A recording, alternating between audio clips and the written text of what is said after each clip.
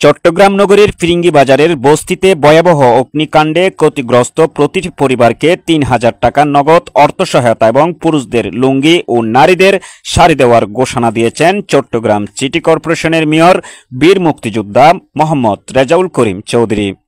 সোমবার মেয়র অগ্নিকাণ্ডস্থল পরিদর্শনকালে সোমবার রাত এবং মঙ্গলবার দুপুর ও রাতের খাবারের আয়োজনেরও ঘোষণা দেন। এছাড়া ক্ষতিগ্রস্ত ঘর পুনর্নির্মাণের টিন প্রদানের ঘোষণা দেন মেয়র।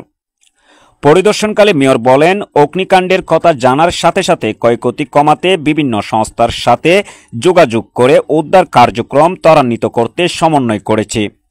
আমাদের ৩ জন কাউন্সিলরের তত্ত্বাবধানে পরিচ্ছন্ন বিভাগের কর্মীরা ক্ষতিগ্রস্ত এলাকা পরিষ্কার করতে কাজ করছে। অগ্নিকাণ্ড ক্ষতিগ্রস্ত প্রতিটি পরিবারকে ৩,০০০ টাকা নগদ অর্থসহায়তা দেওয়া হবে। পুরুষদের লুঙ্গি, নারীদের শাড়ি এবং ক্ষতিগ্রস্ত পরিবারগুলোকে সোমবার রাত এবং মঙ্গলবার দুপুর ও রাতের খাদ্য সহায়তা দেওয়া, ক্ষতিগ্রস্ত ঘর পুনর্নির্মাণের টিন দেওয়া হবে।